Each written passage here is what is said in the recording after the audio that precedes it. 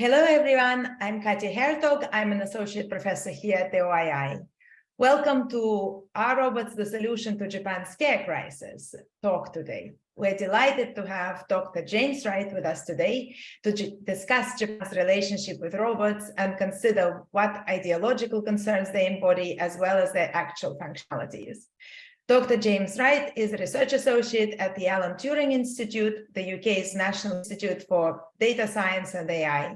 He received his PhD in anthropology and science and technology studies from the University of Hong Kong in 2018. His research interests include the development use of robots, artificial intelligence, and other digital technologies for elder care. His first book, entitled Robots Won't Save Japan, which I hugely recommend, is available from Cornell University Press, and it's a fascinating read. The presentation today will run for about 30 to 40 minutes, followed by a discussion at the end. Please put your questions into the Q&A box, and James will answer them after the talk. For your awareness, this event is being recorded and will be posted on our website following the event. If you wished to join the event with a video call, then raise your hand and we'll try to enable this for you. If you are going to ask your questions live online, you will be recorded. This is just for you to be aware. It's great to have you here, James, and I'll now hand over to you. Great. Thanks a lot, Katya, and thank you for inviting me to talk. And thanks also to Mark and Ellen for organizing the event. And apologies for not being there in person. It actually turns out that I have quite a bad cold, so I'm hoping that I'm not going to lose my voice, but I might have to stop to have some water at different points. Okay, so in this talk, I'm going to present some parts of my PhD and postdoc research on the development and introduction of care robots in Japan, drawing on, as Katya said, my book. And spoiler alerts, are robots the solution to Japan's care crisis? Well, my book is titled Robots Won't Save Japan, so perhaps that gives it away too early. And also, I'm going to be looking at a different screen, so apologies for kind of looking in a different direction from the camera. So my aim in this talk is to explore some implications and drawbacks of the predominant techno-solutionist framing of care robots and other digital care technologies, and to consider some alternative approaches to the design and development of technological care systems. So techno-solutionism is perhaps often thought of in the context of Silicon Valley, but I think it's fair to say that the Japanese government has embraced a solutionist framing of science and technology. The idea that technology can save the country from external threats and internal decline has a long history, but in recent years, anxiety about Japan's future has been rising. As Daniel White has described, in relation to state promotion of Japan's pop culture industries and image, much of the optimism about technology rests on a flip side of growing anxiety among government bureaucrats and civil servants about Japan's future in the face of the aging and shrinking population.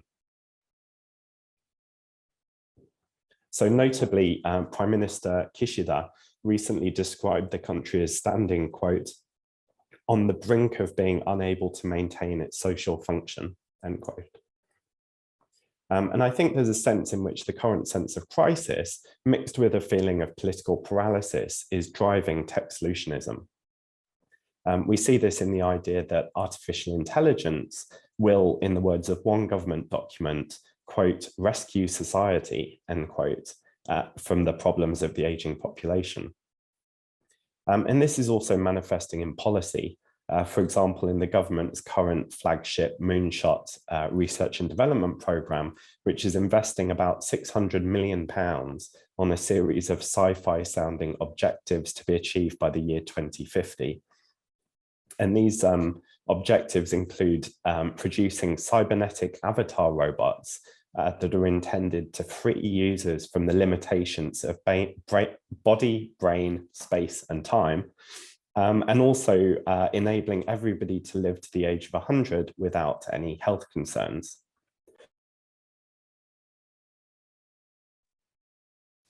So the narrative used in policy documents or presentations by governments or companies to justify the need for care robots, that narrative tends to be extremely consistent and often quite simplistic. So the argument goes, Japan's population is aging, there are too many old people and not enough young people to care for them, and that Japanese people accept robots more readily than they do foreign care workers.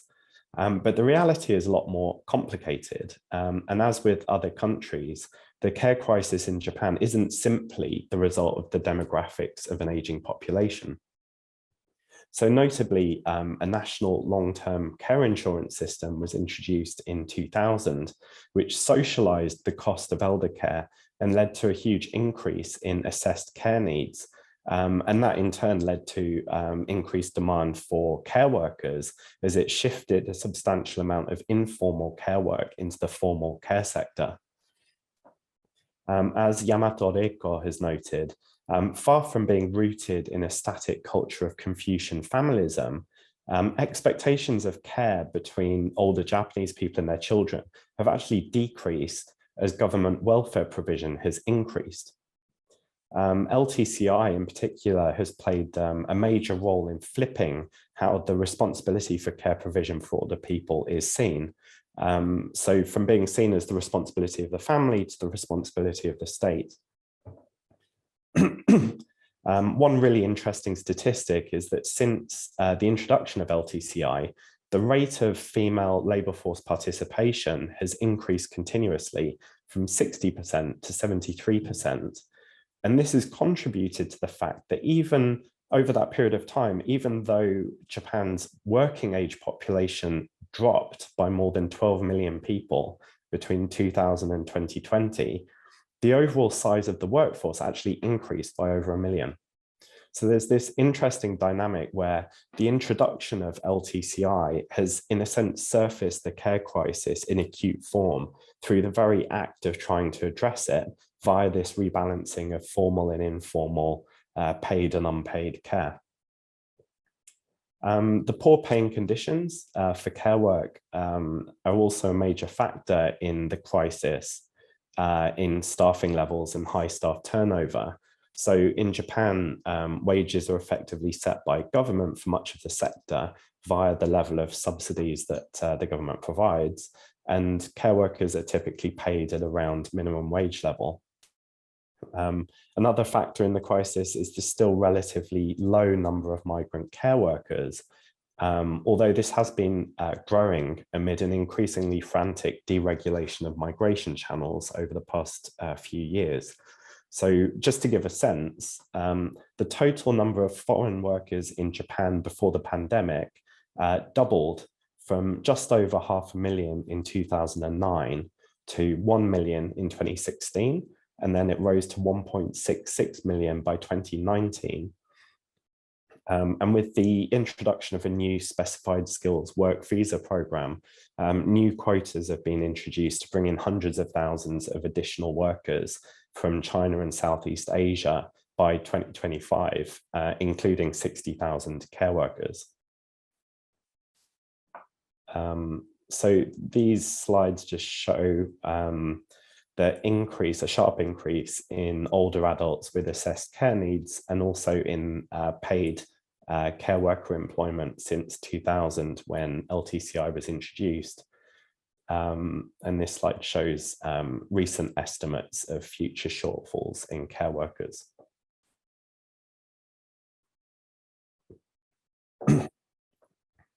So moving on to the robots. So my PhD program, PhD research focused on a particular project, which was the 2013 to 2017 project for the development and promotion of the introduction of robot care devices. This was funded to the tune of approximately £100 million by the Ministry of the Economy, Trade and Industry. And it was the largest single robot care project in the world to date. It supported the development and implementation of 9 different categories of care robots, particularly aimed for use in residential care facilities rather than in home care. So this is a kind of graphic from the project. The 9 categories included monitoring systems that use cameras or sensors to automatically detect, for example, when somebody gets out of bed at night unexpectedly, or if they fall over when they're alone, and then alerts a caregiver. Another category is transfer aids that can be worn by a caregiver to help them lift a care recipient into and out of their bed or wheelchair.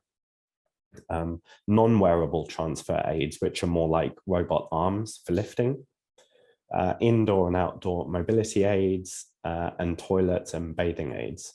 And a 9th category of robots that isn't shown here is communication robots, which was added later on.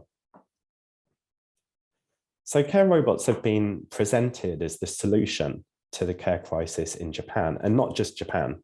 You know, the EU has invested hundreds of millions of euros in care robot research and development since the early 2000s.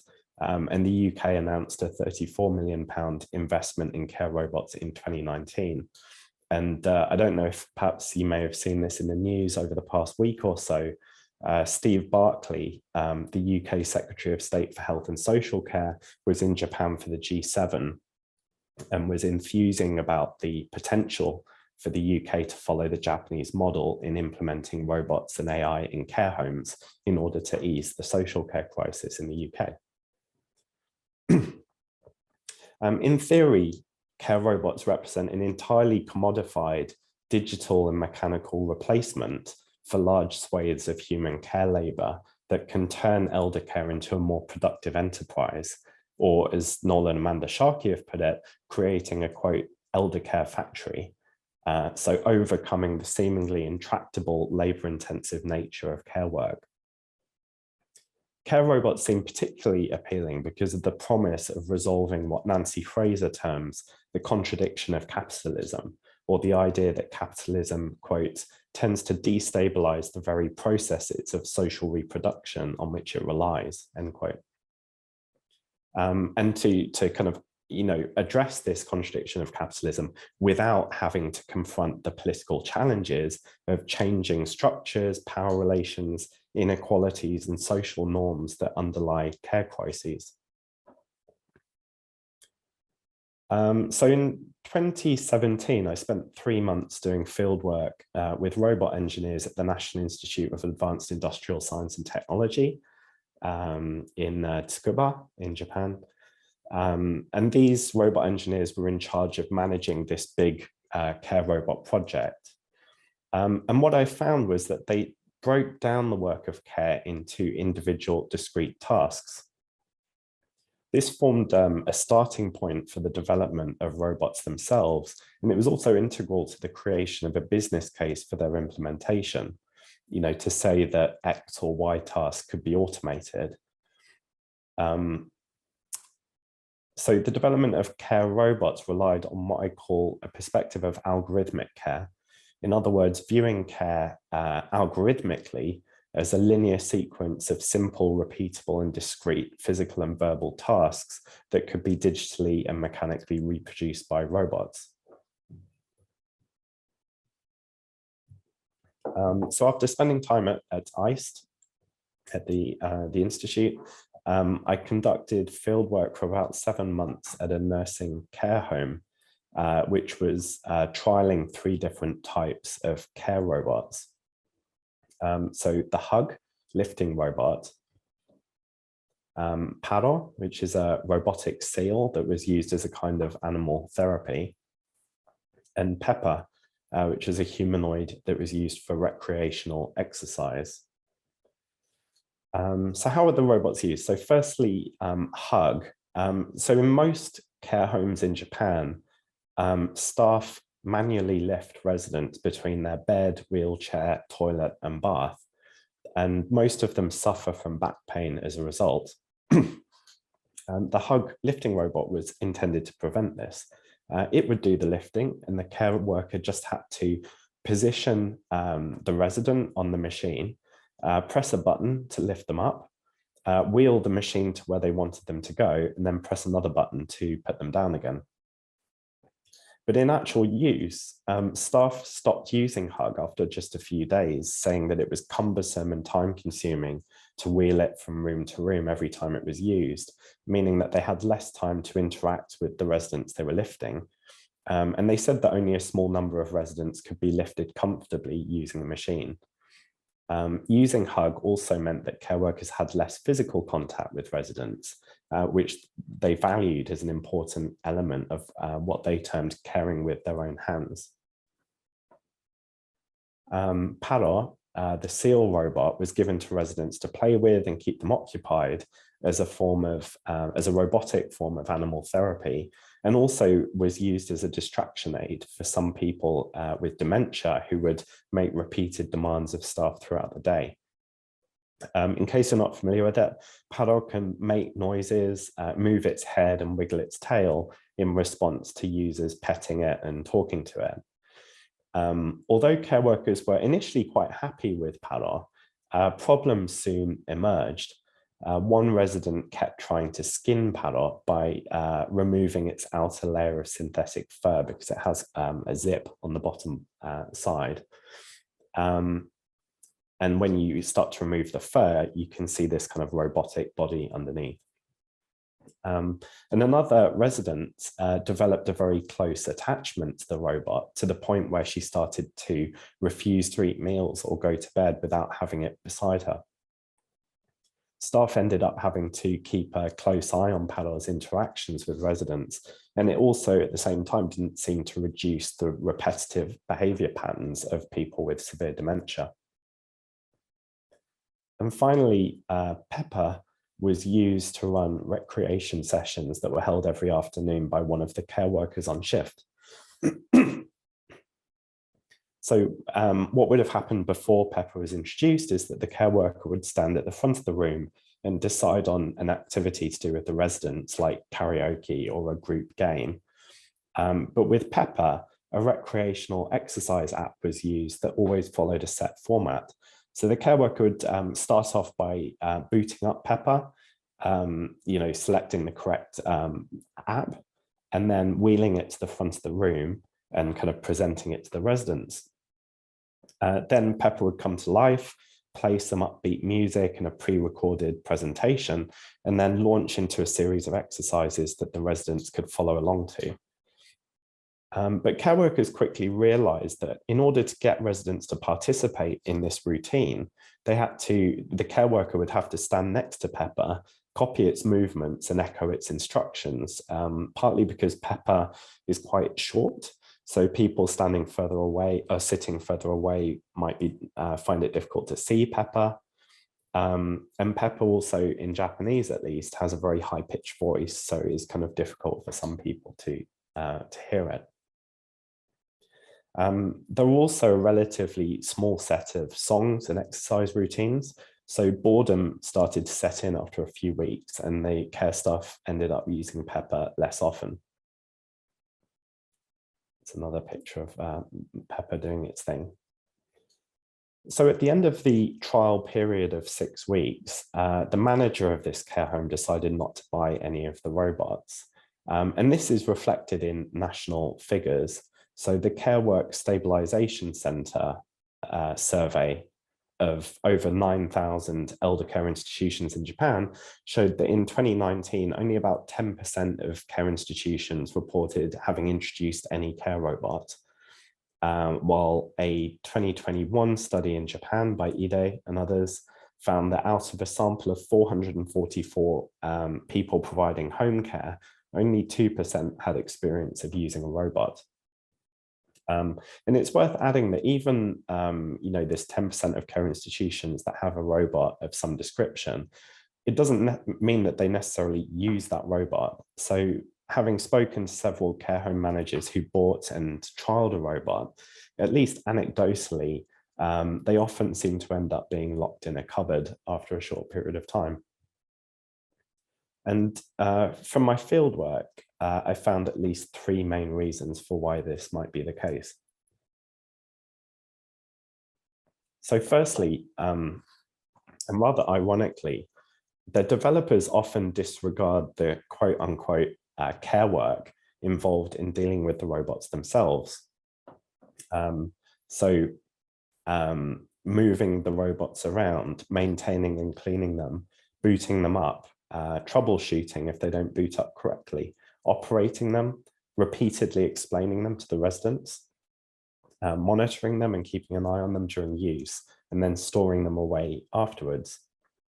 The robots I studied burdened staff with additional care tasks, and there's a growing body of evidence from other care robots studies that support similar conclusions. And I've noted down a few references there. The second reason is that the algorithmic care model embodied by these robotic systems failed to align with the perspective of care workers. Breaking care down into a sequence of tasks and replacing communicative and relationship building activities between staff and residents with, a social robot, for example. So in other words, centering interactions and maintenance activities with or mediated by digital technologies.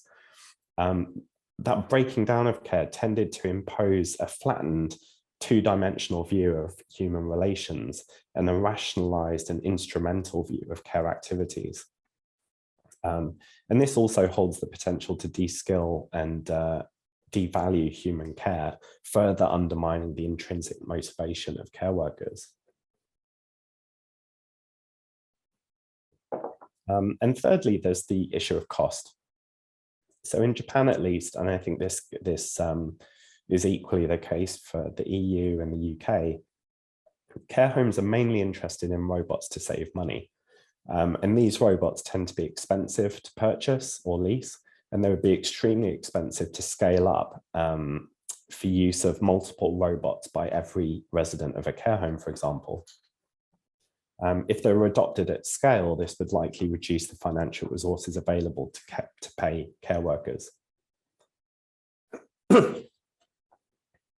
And it's also important to note the toxic and exploitative processes of resource extraction and the dumping of e-waste in the global south, as well as the negative environmental impacts that scaling up robotic care across the global north would entail. And these kind of environmental costs tend to be entirely ignored in rhetoric around the use of robots or AI in care.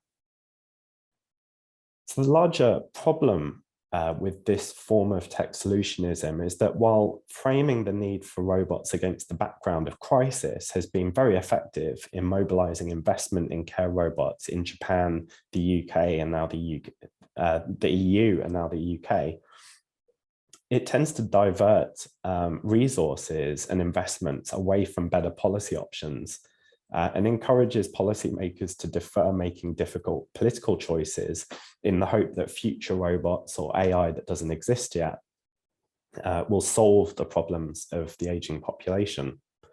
And at the same time, it also risks ceding control to tech companies and by extension, private equity, when we should be treating this as a collective political concern.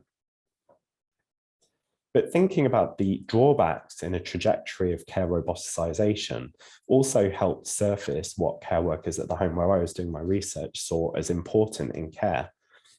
In talking about the friction in their encounters with robots, staff also articulated their own views about what was required for good care. And I just want to highlight one such element to start thinking about alternative approaches to technology in care. So care workers frequently referred to the flow of daily life and work, a spatial and temporal flow that had its own social caring rhythms of busyness and relative calm. So there were some times when staff felt, as they put it, chased by time, doing one thing after another. And there were other times when they had time to chat and build relationships with residents. And they particularly mentioned a concept of yoyu to describe these moments of relationship building. Yoyu is a Japanese word that refers to a surplus capacity, a practical and emotional bandwidth, having more than enough time and space. And care workers often said that yoyu was a necessary prerequisite of good care. As one care worker put it, quote, "The way of doing care here at the care home is according to time. there's a bunch of set things that you have to do and only a set number of staff. So you're busy with the feeling of how many minutes and how many seconds you have. At the group home where I worked previously, there were only 9 residents. So we had you. We could spend time individually talking with them, drinking tea together and so on. So being able to care while doing these things, that's a big difference. Another member of staff said, quote, if you're like, next after you do this, you have to do that, then after you do that, you have to do this, then of course you absolutely can't respond to users' requests. After all, if there aren't enough staff, you can't have care with you. And the third care worker explained how, quote, good care is relaxed or yutori care for both staff and residents. If the staff are too busy, it's difficult for the residents to make requests. If we have more staff during busy times, then the staff can do things slowly and calm down and can be kind to residents who ask for something, end quote. So you was a kind of capacity or resource that went beyond the functional minimum requirements of bodily care.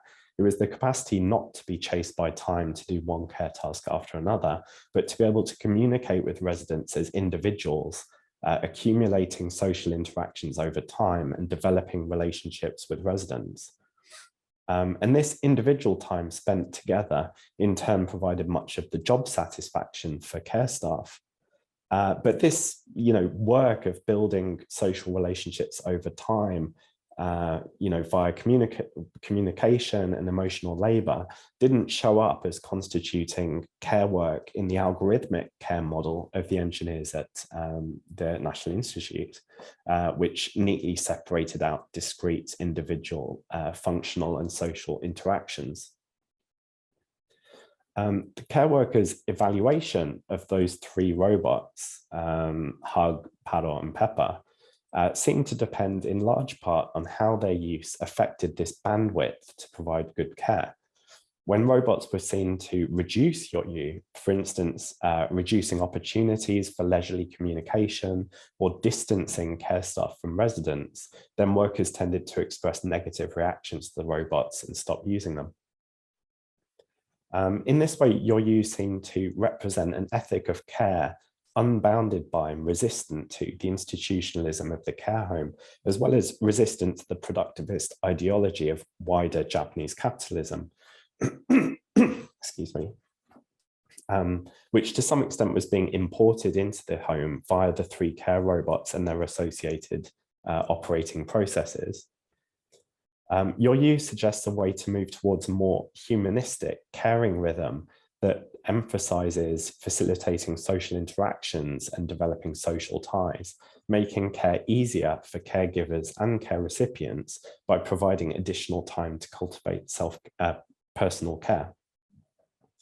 This solution to the crisis of care is in some ways the most straightforward, but also the hardest perhaps to accomplish under conditions of neoliberal capitalism, to acknowledge the skilled relational work involved in good care, make care a valued profession, encourage more caregivers into the sector, resist the imposition of an industrialized temporality based on a logic of productivism and commodification that we see expressed in algorithmic care and embodied in some care robots. And also to support and make financially and emotionally sustainable the formation of meaningful social relationships between those giving and receiving care. So in other words, developing rather than discarding what Shannon Valor calls the moral skills of care. Recently, I've been trying to think about how aspects like you could be operationalized to form part of care systems, in part via a project I'm working on called InnovCare, which is based at EHESS in Paris and led by Sébastien Le Chevalier. Clearly, technologies have a huge potential role to play, but the question is how to build values into design, development, and governance systems, while also avoiding making care systems overly dependent on tech companies or ending up opening up care workers and care recipients to exploitation. So I'm going to close with some tentative elements or kind of overarching design principles that I've started to put together to try to get beyond tech solutionism or techno fixes in care. And I'd welcome any comments or questions that you have about these.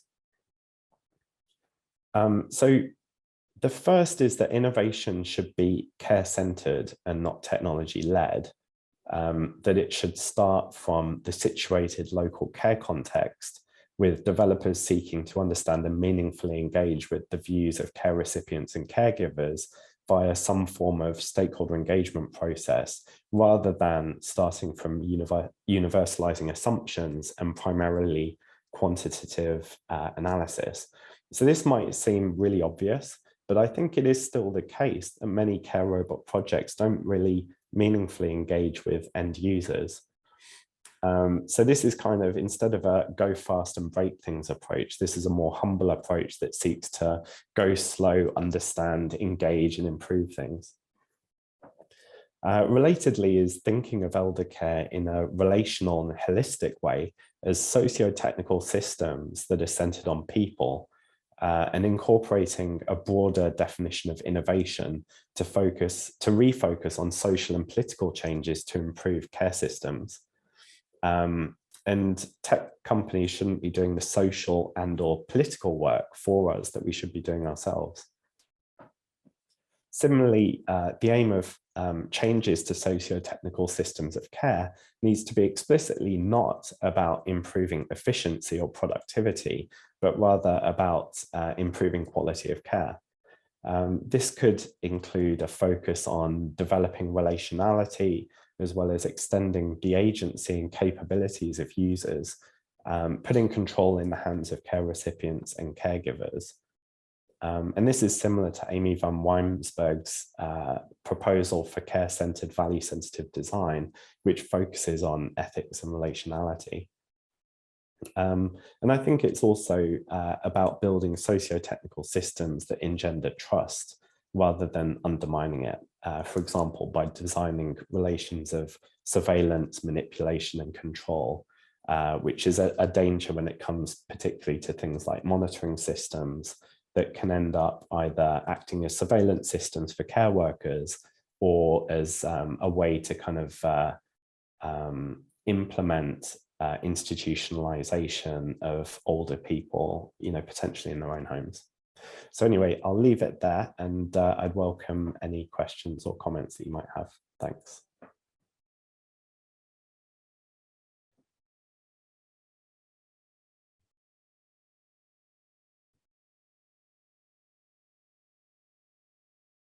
Katja, please. Hi. So I hope I'm not abusing my position as a chair, but this was a great talk, and I really love your research, and I found your conclusions quite striking. I think I have one question. I was quite curious whether there was any accountability for these robots, right? I mean, obviously it's early days, and as your research shows, they don't work, but has anyone been taking stock? The government that's allocated all this money, have they been noticing or in some ways taking measures? So many robots adopted, I mean, so many hours saved. Has anyone, apart from you and now us, realized that this is not working, which seems quite clear? And my comment was, I found your concluding slide really striking, and to me it sort of chimed or was in parallel with a recent talk I saw by Darren Asimoglu, who came to similar conclusions in some way, but about the paid work. Again, saying that a lot of, when we bring automation and paid work, a lot of what we're doing now is destroying trust, destroying human relations, which in many ways leads to negative outcomes, but it's inspired by capitalist logic. And my comment was that it would be interesting, because of this clear parallels and it's all work, would be interesting to sort of see if we could work together and if those logics could be expanded beyond just the care work. Thank you. Yeah, thanks a lot for those questions and kind of comments. So yeah, in terms of the question of like accountability, I haven't come across anything really, or nothing particularly negative from sort of official channels or government statements. I did see a presentation by somebody, I think at METI, or one of the one of the kind of organizations that was overall responsible for the Care Robot project. And it was kind of like more of the same.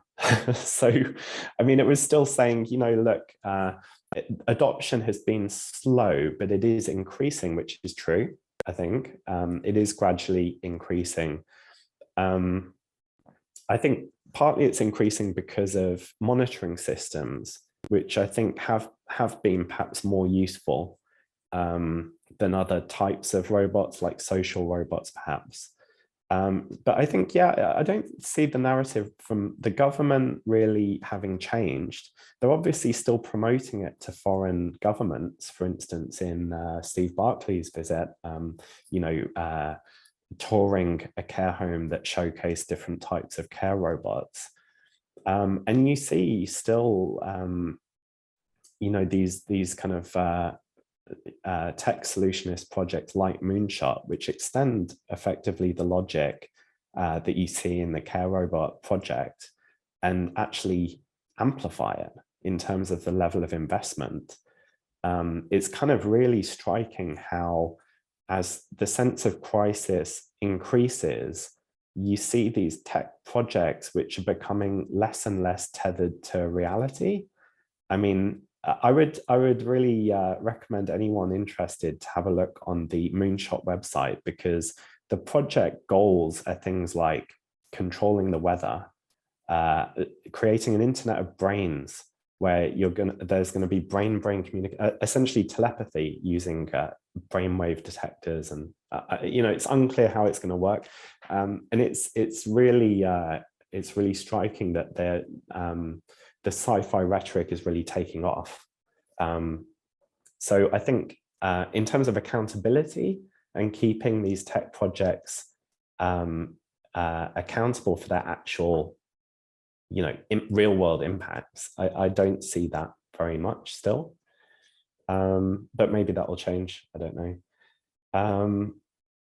I think I think there was a next phase of this Care Robot project, which was supposed to be measuring outcomes more. But I don't know what the results of that have been so far. That's something that I need to look into. And in terms of, was it Darren Asamoglu's work on automation? Yeah, it's very interesting. I'd like to, you know, familiarize myself more with that more recent work that he's been doing. It is interesting how people from different disciplinary backgrounds have very different perspectives on this. So there was a report by the National Bureau of Economic Research, I think it is, NBER, in the States, a study of care robot implementation in Japan. And they found some of their findings were that where in care homes where robots have been introduced, they actually hired more staff than homes that didn't have care robots, which kind of supports the idea that actually they introduced new tasks. But the increase in employment was entirely accounted for by temporary or part-time workers. So you can see this kind of, again, the idea that perhaps it's de-skilling, or, you know, it's able to use precaritized labor.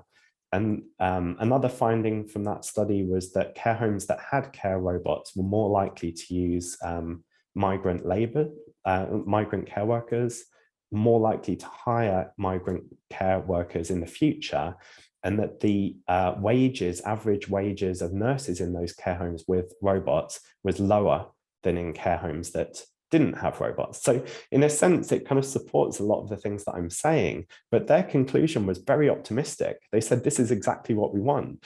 You know, it's a more efficient use of labor. It's a good investment. So yeah, I mean, it's kind of interesting to see how the disciplinary background just completely changes the interpretation of the evidence, even when we agree on the evidence. That sounds really interesting. I could talk to you much more, but I noticed we have a couple of questions in the chat. I thought, because everyone can see them, since we're fully online, maybe it makes sense for you to read it and just respond directly rather than me reading them out. Sure, I'll just have a look.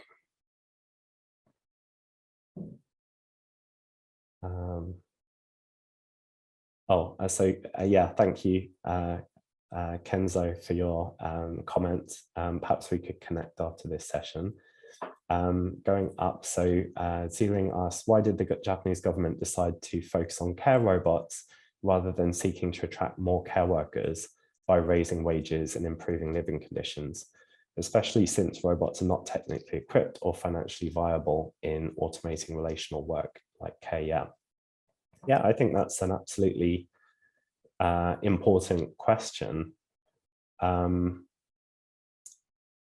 Yeah, I think part of the focus on care robots was facilitated by the former Prime Minister Shinzo Abe and his very kind of technocratic approach to policy making. Actually, within the government, I mean, I've been talking in kind of general terms about the Japanese government, but I think there are different perspectives. So the care robot project has been pushed by the Ministry of the Economy, Trade and Industry, METI, whereas the Ministry of Health, Labour and Welfare, I think, has been more opposed to the idea of using robots. And that's partly one of the reasons why they haven't had wider distribution, because they haven't been included on the whole in the long-term care insurance system. So they haven't been subsidized through that national system. I think the Ministry of Health, Labour and Welfare would probably prefer to raise wages. But again, they're constrained by the fact that a lot of the wages are effectively subsidized through LTCI centrally. So if they increase the wages for care workers, I think the argument is that LTCI will become unaffordable. In terms of trying to attract more care workers in other ways, I think that is the area where the government has tried to make more progress through deregulating different migration routes.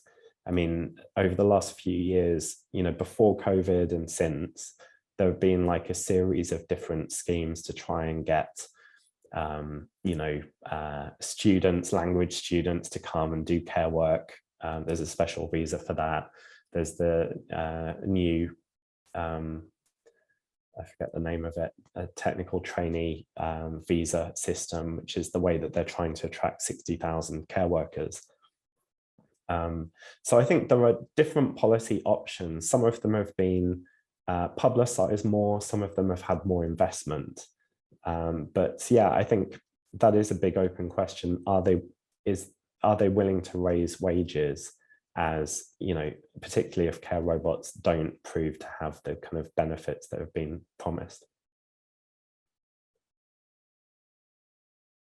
Thanks, James. I also wanted to jump in. It seems not all the participants can see the questions, so it was brilliant that you actually read out what was there in the chat. I've just asked Joy Henry to be admitted so she had a question. We should see her on video in a moment. Hopefully, she just needs to accept. Joy, if you hear me, you need to accept. Ah, there she is.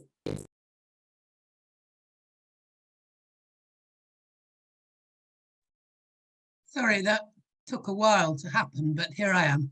Can you hear me? Yeah.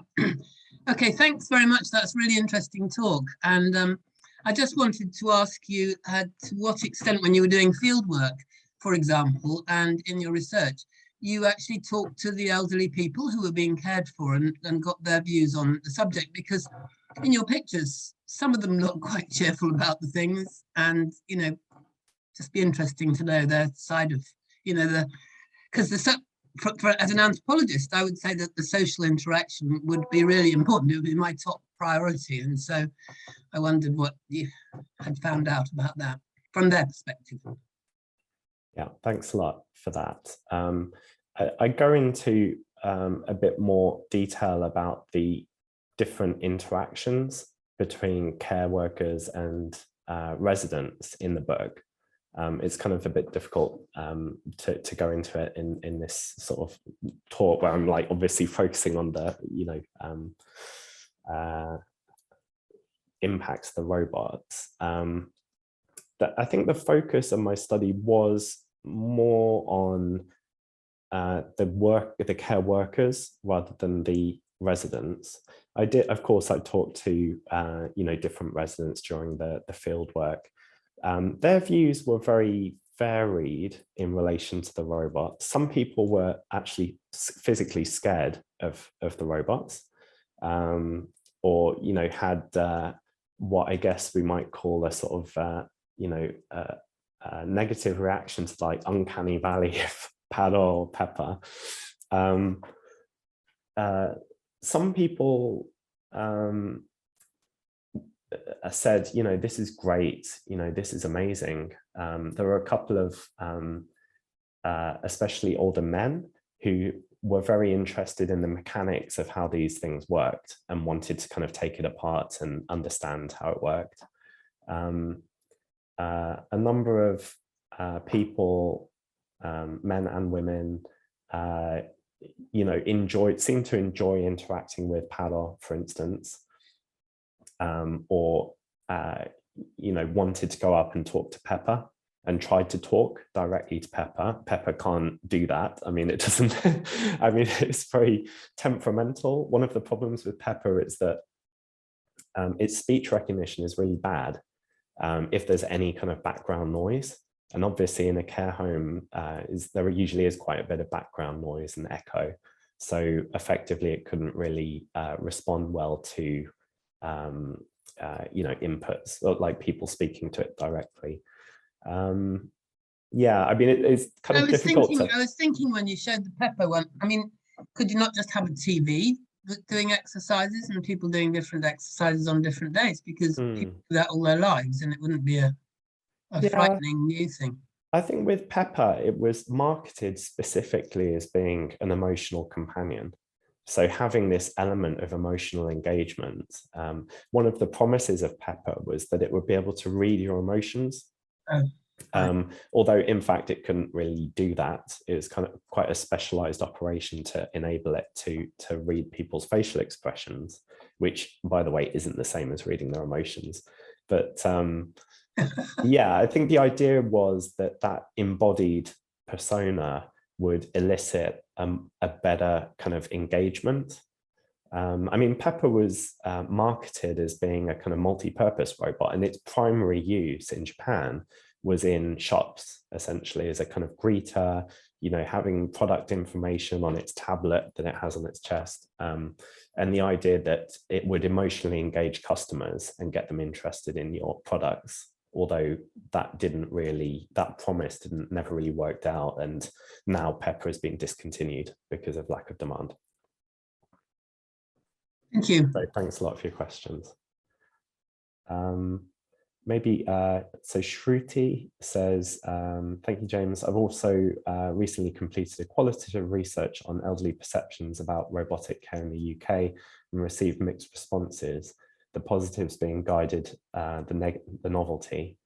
How would you say we can increase the period of novelty? Yeah. This is one of my pet peeves about a lot of human-robot interaction projects. It's well known that there's a novelty period. I think, I'm not sure exactly how long, I think it varies on the particular situation, but there's a period where this is a brand new robot coming into my living environment. I'm very curious about this robot. I interact with it a lot. I give more positive responses in surveys about what I think about the robot. Maybe I interact with other people in a care home environment talking about the robot initially. And so sometimes some HRI, human robot interaction studies, will end up giving a very positive impression of introducing a social robot, when actually, several weeks or months into the implementation of a robot, that level of interaction or appeal kind of reduces. And this is, I guess, the thing that ends up with the robot being locked in a closet because nobody wants to use it. So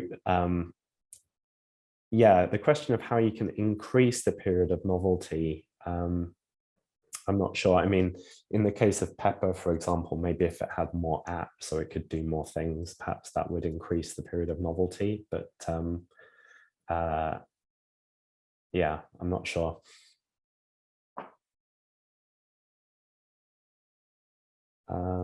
Elena says, do you think industry should engage care experts like nurses in the development process of care robots? Yeah, of course, I think they should. Experts, yes.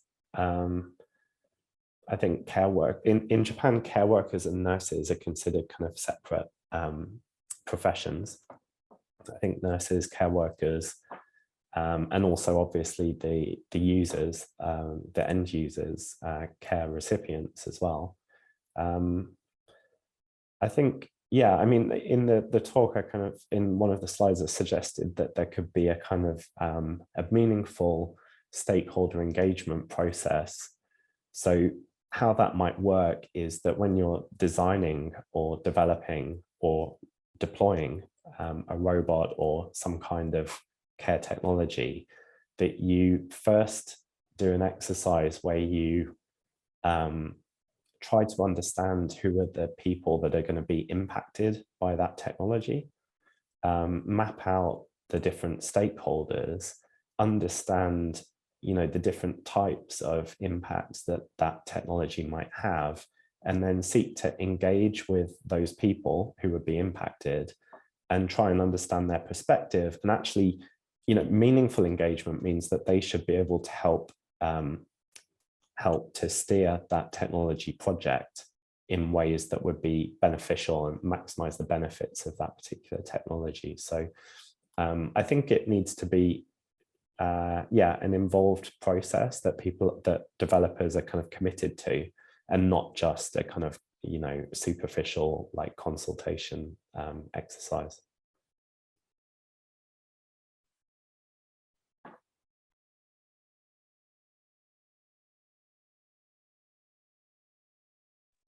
I don't see any other questions. I'm not sure if I'm looking in the right place though. I think I also don't see any other questions at the moment. This was really interesting. If we don't have other questions, no, Shruti just says thank you. Would love to connect and possibly discuss more on this. But so at the moment, no question. I was wondering, we've got 3 minutes. If there's no one jumping in, whether I could ask one more question. So I was also finding quite striking, and I think I gathered it from your book and maybe from some other readings as well, is that Japan is aiming to position itself ideally with this sort of as a model, as a potentially a provider of this robots, and also model of use. And you've given that example with the UK expert or government official going on and observing it. And do you think, I mean, I could see what the motivation is. Has this been taken up? And I mean, you've referred to EU policymakers and in the UK, where they both broadly seem to be interested. And I find it quite striking, given that we don't really seem to have evidence at the moment that this is working and really reducing. I mean, the goal presumably of the governments in praying society is to reduce the financial costs of inevitable aging populations. So do you have comments, views on that? Yeah, it is interesting. I mean, there are studies, quite a lot of studies that indicate benefits from using Palo, for instance. The problem is a lot of them are co-authored by the inventor of Palo. So it's it does kind of bring into question, like, I mean, obviously not all of them, but quite a large number of them are. So it does kind of bring the question. I mean, Paro has also been, I should note, accepted as a certified medical device in the States. I'm not sure on what burden of evidence. I don't believe it is accepted as a medical device in the EU, and it isn't in Japan. But in the UK, Paro and also Pepper have been cited as examples of successful care robot developments by the UK government in official documents. But again, I don't really understand what evidence it's based on. You know, I'd quite like to see a kind of centralized database of, you know, evidence for the benefits or non-benefits of these different technologies, so that, you know, like care homes in the UK or anywhere else would be able to access and see, you know, what is the evidence, like what can you expect from these technologies. Yeah, I mean, yeah, Japan, I think, does see this as a major industry as more, you know, as countries getting older. And I do think, yeah, I mean, I think living independently, reducing money spent on care are the primary motivations for these technologies, as we've seen in Steve Barclay's recent kind of statements. But yeah, I guess my question is, you know, where is the evidence for that? And I'm not quite sure. I can kind of see how it could happen if you kind of re-engineered care, like had much more people living at home being monitored by various different types of systems. And perhaps in residential care, if you built much bigger kind of standardized care homes where you know, which would be much kind of friendlier environments to robots, and perhaps you could have fewer staff. Perhaps that is the end goal. But yeah.